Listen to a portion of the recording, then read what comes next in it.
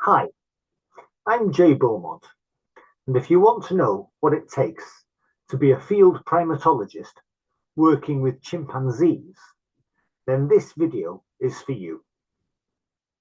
Dr. Thurston Cleveland Hicks is an associate professor at the School of Arts at the University of Warsaw. Cleve will be talking about the hard and soft skills needed to be a field biologist, as well as how his own career developed. Chimps evolved between 5 and 8 million years ago. Working in the jungle and living the wild life looks like this.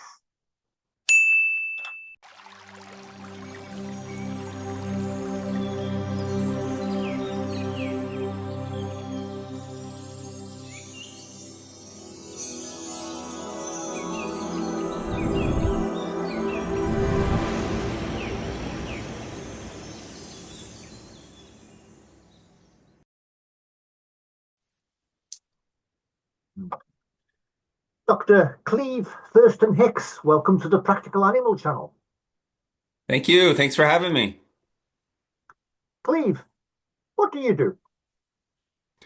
Well, I'm a field primatologist. I spend a lot of time in Central Africa, in particular studying chimpanzees. I've also studied gorillas in the past, and I've worked with rhesus monkeys and lemurs. But for the last 25 years or so, I've been delving deep into the material traditions of chimpanzees. My life with the wild chimpanzees, and I got hooked. And so after college, I graduated with anthropology. I took a almost a 5-year break from my studies and went and worked with rhesus monkeys on an island off of Puerto Rico called Cayo Santiago. And that gave me the sort of, practical skills of following primates through the forest. I also just fell in love with non-human primates. You almost get caught up in the soap opera of their lives. At that point, I then volunteered actually another few years in the deepest rainforests of Congo, studying Western lowland gorillas. And I just joined a project for a couple of years, tracking them through the swamps and habituating them to science. It was at that point I decided to finally re-begin my academic career. I did my master's studying chimpanzees near that forest, and then did my PhD studying the Beely chimpanzees of northern DR Congo. And since then, I've been studying chimpanzees in DRC, in Central African Republic, and in Uganda. Cleve, how do you go about habituating primates to science? Well, I did work with habituating Western lowland gorillas. We basically just followed the group around day after day after day, getting them bored with us. With gorillas, it's a little intense because males are very protective of their group. They're huge, and when they charge you, it'll make your breath catch. But they're basically just defending their group, and they're, you know, don't really want to bother with you. But you bother with them. You try and do it as discreetly as possible. You basically stay with them until you just sort of fade into the background. We've tried to habituate chimpanzees in DR Congo, but the prerequisite for habituating chimpanzees or gorillas or any other primates, is you don't want to put them at increased risk of danger from humans. So DRC is a somewhat, especially the Beely area, is a pretty unstable area. Um, and the chimps living closer to the roads were actually afraid of us. And because we couldn't guarantee a constant research presence, we had to leave several times throughout over the years. We decided it wasn't really ethically correct to habituate them, because if we had to leave, then those chimps would be unafraid of humans and kind of sitting ducks. We did find some chimps far out in the forest, thanks to our field associate Legado Fausten. He's a Zande tracker who knew of a large population of chimps living 3 days walk from the road in a forest full of elephants and leopards and all sorts of things.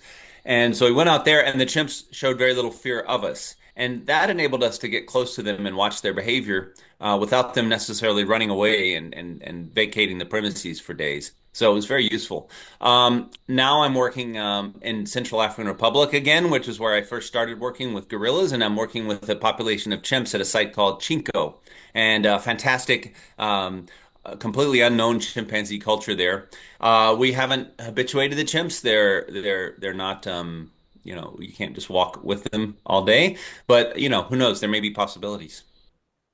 Steve, what jobs are there with chimps? If you go into primatology, you should be aware that especially field primatology, studying primates in the laboratory or things like this may be different.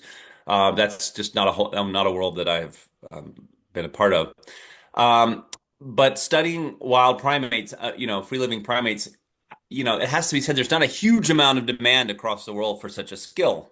There's few positions available for field primatologists. So I wouldn't say it's the easiest career choice you can make. It's also can be difficult on your social life when you leave for several months into the deepest forest or even a year in some cases I've lived. But I would say I was very happy to find this position here at the University of Warsaw in Poland. There's a real hunger for this. There's a real interest in it. I think primatology is great because it helps us to see that we're not the only species that's important on the planet. Our closest relatives share a lot of the same abilities we do. They live really rich and complex lives. So people kind of want to be able to see that and to protect it. And so I would say, that there is a hunger for it. And here in Poland, in the University of Warsaw, I got together with the Faculty of Artes Liberales, which is not a biology department per se. It's more studies culture. But of course, chimpanzees have culture. A lot of people would argue, including myself, and therefore it's kind of a nice fit. And there's been enormous support for me here. I've been able to do my research and apply for funding from the Polish Science Foundation. And I think there's growing number of places like that around the world, including in a lot of range countries. So what we would really like, of course, is people living in Colombia or in Peru or in Congo to have opportunities to study their own primates. And of course, we have a long way to go on that because there's not a lot of funding for such things. But there's more possibilities now. It used to be primatologists were only in Japan, Europe, and the United States for the most part.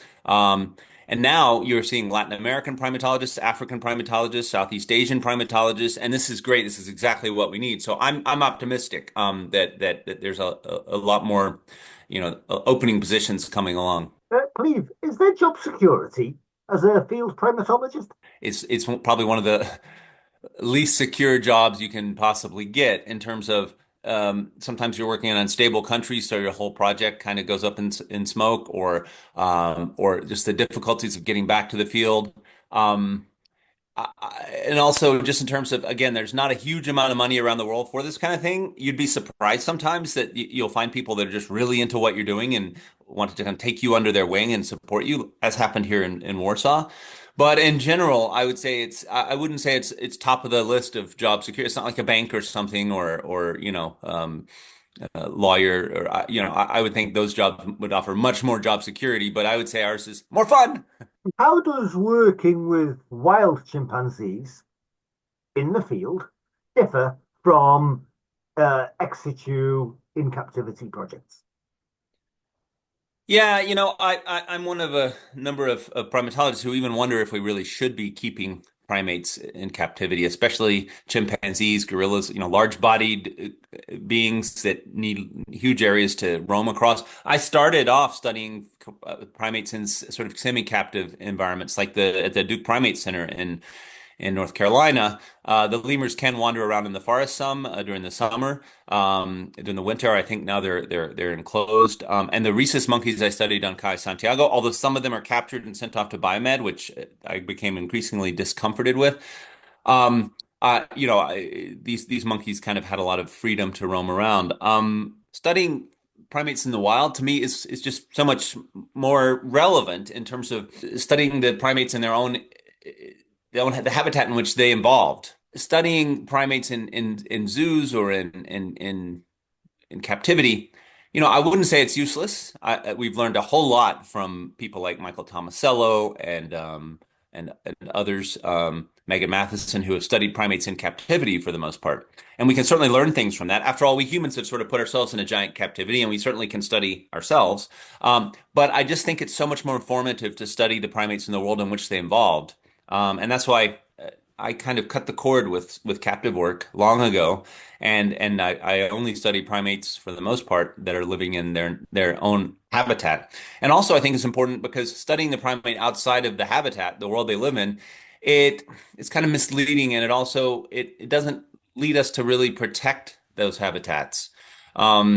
eventually, what I would hate, I remember a Far Side cartoon where it said wildlife preserves, and it shows on a savanna like rhinos and giraffes and things all bottled up in bottles of formaldehyde, and people are driving along looking at them like that. And that's how I sometimes feel about how primates end up when they're in zoos. I mean, there are some very good zoos, by the way, that really try to enrich the lives of primates as much as possible. But for something like a chimp, they're living in um, huge forests that they can travel up to 5 or 10 kilometers a day. They hunt, they go to war with each other, they evade predators, they find yummy, delicious fruits, they socialize. And there's only so far you can go with recreating that in captivity, even semi wild environments. And so to me, I'm more interested in studying primates in the wild. But again, that's not to diminish the work of people who study primates in captivity. It's much easier to gather data in captivity. You can see a lot more. You can actually control variables. There are a lot of advantages to studying primates in captivity. But for me, there's nothing like following them around in their own world and like being a guest in their world and trying to figure out how things are working. Cleve, what skills do you need to be a field primatologist? Well, you need to have a basic degree of sort of physical health to start with. I guess it depends. If you're studying something that only moves a few meters a day, there's some monkeys that have very small home ranges, but they're still very hard to observe up in the treetops. But like chimpanzees, again, they might be in one place one day and 5 kilometers away the next day. And you have to do a lot of walking across savanna, a lot of walking through forest. Sometimes it's pouring rain on you, baking heat. So, I'm actually probably going to join a gym soon because when I go back to Chinko, I don't want, to be just wiped out by the conditions. It's just fantastic, but yeah, you do have to be ready for some physical exertion to keep up with the primates. Your neck will have to be pretty sore for a while as you're getting used to the staring up into the canopy as you're watching the monkeys or chimps move around.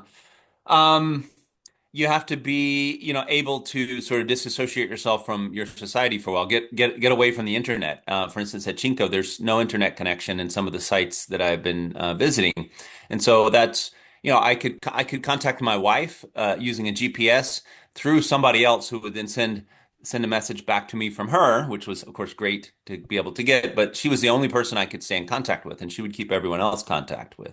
So you need to be able to, handle being isolated in the forest. You need to like working with people, ironically, because for the most part, you rely on local guides who have this expert knowledge of the forest, and you'll be living with them for months, in a very sort of enclosed circumstance in the camp.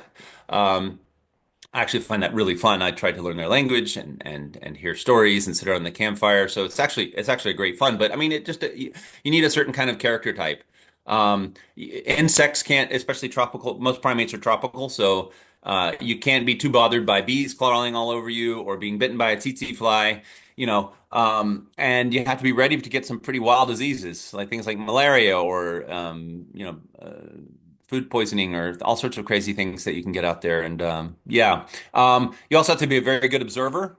You have to be patient. I would actually say for field primatology, the most important thing is patience. It's like in Jurassic Park, the first scene when they drive up to the Tyrannosaurus enclosure. The little kids are bored. There's no T-Rex. Wow. Just wait a bit. He'll come. Hopefully the power doesn't go out, but and he doesn't escape. But okay, it's the same with primates. They move about on their own time and their own schedule. They're not there for you to watch them. So you have to kind of go there humbly with patience and just don't be too wrapped up in your own program. Also, it's like this is one of the great things about when Jane Goodall went to Gombe, 60 years ago. She didn't come in overburdened with a lot of theory. She actually, a lot of people said, "Oh, why is Louis Leakey sending a woman out who doesn't have a very strong academic background to start with?" Well, that was actually really good because she came in with a very open mind and she ended up seeing so many things that maybe others would miss. And she was also very, very patient and persevered and ended up being one of the pioneering researchers of the 20th century. So patience, yeah, it is good to read some theory if you can. It's good to read books by people like Jane Goodall and Christoph Busch and learn the ethogram of the species you're studying, learn what their facial expressions mean. You can even watch them in captivity to start with if you want to kind of get a feel for what you'll be seeing in the wild. I did that. Um, yeah, and just be a good observer. Don't assume you know the importance of every behavior you're seeing. Write it all down, record it as best you can, because you don't know that it might actually be an important part of the clue later on when you're trying to analyze what you've seen. Cleve, do you need a college degree? I didn't have one when well, I did. I had an undergraduate degree when I first went to Puerto Rico. I'm trying to remember if I could have gone there without one. It helps for sure, but to volunteer, I don't know that you do. There were likely some projects where if you have some field experience and you have volunteered before, um, I'm not sure if most, say, volunteer primate projects ask for people to have college degrees. I would think it varies, but to be honest, I'm not sure. I don't think you have to, though. I think that there are places where you can go where, as long as you're ready to spend time with the primates and put your heart and soul into it, you don't necessarily need a college degree. What skills do new entrants into field primatology usually lack? For instance, if you really want to continue with it and become a researcher, statistics. A lot of field primatologists, and also programming, by the way. And this is indeed something that I've always struggled with a bit is these programming languages, which are incredibly useful for the research. Like for instance, R. I have a colleague who works these almost. He's like a wizard with R. And I've learned some of the language of it and try my best, but I think it would be in a budding primatologist's interest to learn a programming language so they can code their own analyses and statistics, and also take a basic statistics course or two. To basically, you need to learn how not to bias your own results. For instance, if you're only following males in the forest, male chimpanzees, because they're the ones that are easiest to follow and they're the ones that are noisier and attract your attention, um, then you might miss a whole aspect of behavior that, say, females do. Females may be using more tools. This has been the case in some chimpanzee populations. So you may go there and not see any much tool use at all, and you think it's because the chimps don't use tools. Maybe it's just you're following the males and they're out hunting monkeys. So why the statistics is important is it tells you you know, how to achieve an unbiased sampling and the importance of that. Maybe make a special effort to go find that primate that is shy and hiding away, to study so that you're getting the full picture of their society and not just the behavior of the more showy demonstrative individuals. And also you want to be sure you get enough sample size. If you say, okay, we're studying chimpanzee nests in this forest, and they're much higher on average than they are at the Bealey forest.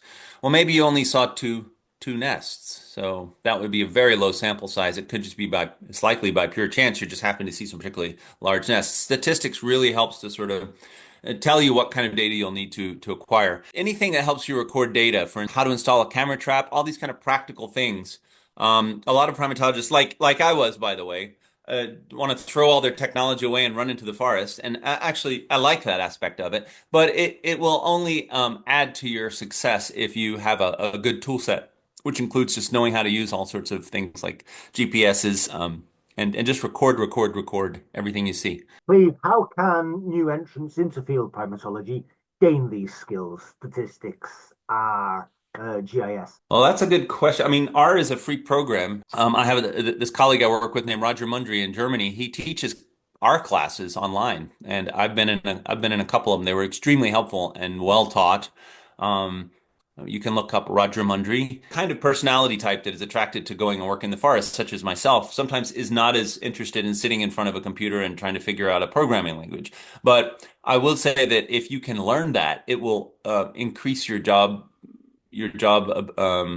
attractivity for people that are trying to hire you, because if they're trying to hire you and they know you can run your own analyses, that's going to be a real feather in your cap. Languages, that's one of the great things about working in the field, and is especially with primates, you get to also work with human cultures, like really different human cultures.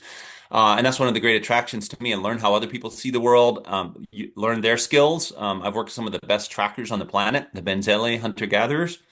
So be prepared to learn languages. If you're, for instance, going to Central Africa, a number of countries, they're francophone. So if you're an English speaker, take an introductory French class. If you're going to go work in Latin America, either Brazil, Portuguese or Spanish. Southeast Asia, the number of languages there that you could learn. It's enough to have a bachelor's degree, Cleve, or do you need a master's degree?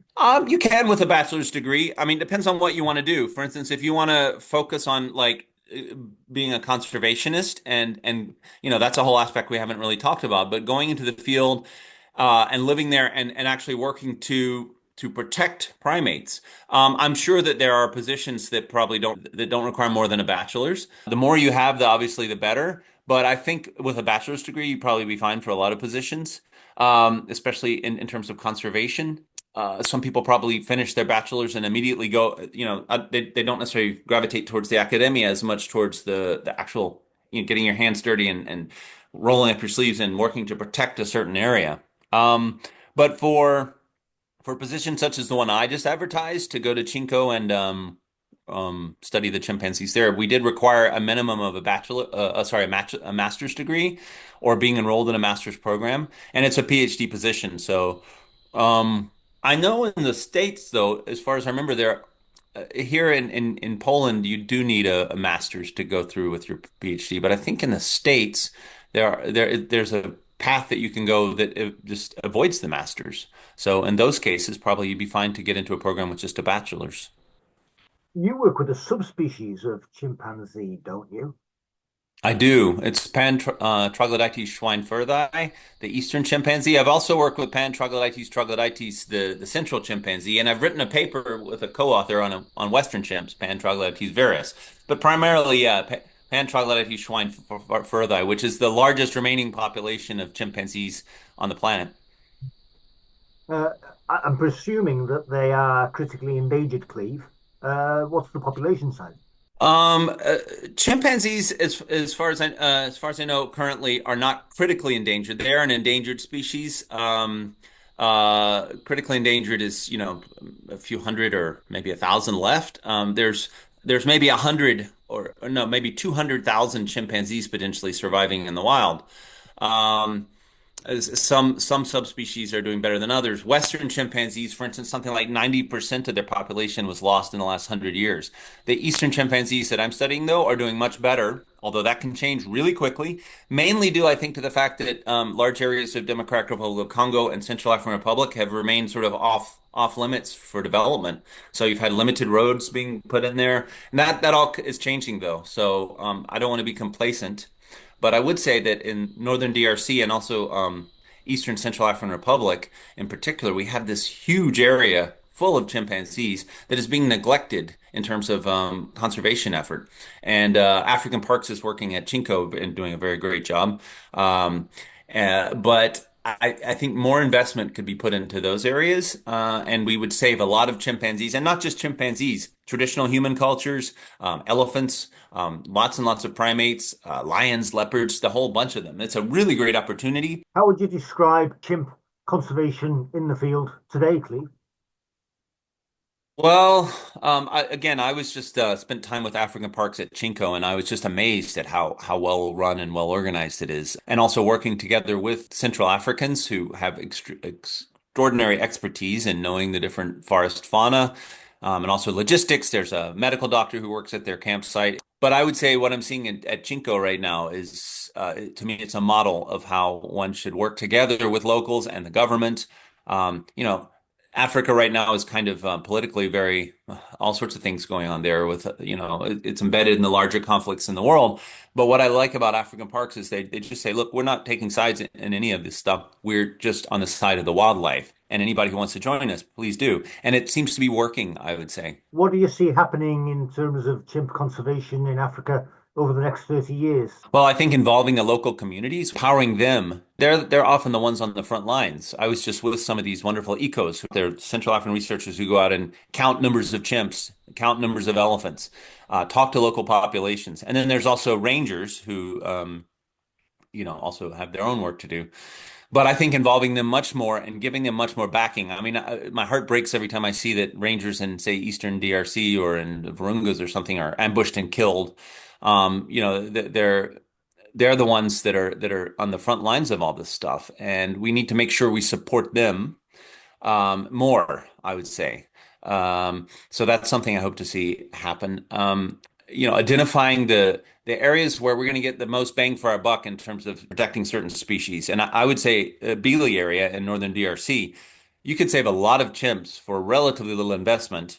But of course, the problem is it's DRC and it's very unstable. So we have to determine what is the most efficient way to protect the largest amounts of primates in a particular area so that we're not putting lots of money into sort of little vanity projects or, things that might look good on paper but actually have no chance of working. Cleve, where do our knowledge gaps lie with chimp conservation? There's a lot of areas in DRC where we really still lack knowledge, and we need surveys, maybe camera traps being put out. There are ways of sort of estimating potential chimpanzee density based on satellite data now. Um, but and also I think we need anthropologists there. This would be an important thing. People who study humans, because it's actually, it's not really up to chimpanzees whether chimpanzees survive. It's up to Homo sapiens. So we need people who are studying the most effective ways to work with local populations, with governments, with international NGOs, or think of, I worry about the military situations. Like if people start napalming forests, like what happened in Vietnam, what's going to happen to primates there? And somehow, we need people who understand all these factors and try to, deal with this most complicated species, which is Homo sapiens in a compassionate and understanding way. And we need people working in these areas that actually really speak the language and understand the local people, ideally people from those areas. So I would say one of the best things we could do is give more opportunities for range country experts, whether in South America, whether in Africa, whether in Southeast Asia, to be able to study. What would be great is if we had these sort of, embedded primatology schools in all of these countries where primates are. And, it gives more opportunity for local people to really become their voice. Cleve, can you suggest a research project for a student? Well, I just have, as I said, put out an advertisement for Chinko. We're currently filling those positions, and it's basically looking at this very strange distribution of chimpanzees across Chinko. So that's what this PhD student will be coming to investigate. The place I'm working now at Chinko, it has a lot of potential for there's maybe a dozen species of non-human primates living there. Baboons, there's DeBrazis monkeys, there's red-tailed guenons, there's chimpanzees, of course. I would just say keep your eyes peeled for Chinko. There's a whole lot to be learned there. Cleve, is there anything you'd like to add? For example, where can people find out more information about the jobs you've mentioned? University of Wisconsin has a primates job list. People can also contact me, and I can kind of keep my eyes open for positions. And things on Twitter. If you follow primate projects, like the project at Luongo. Luongo is one of these sites where people can volunteer to go and research habituate chimpanzees and gorillas.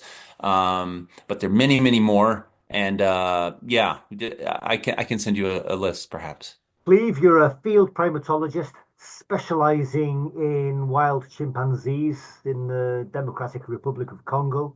Thank you very much indeed for being on the Practical Animal Channel, Dr. Cleve Thurston Hicks. My great pleasure. Thank you, John.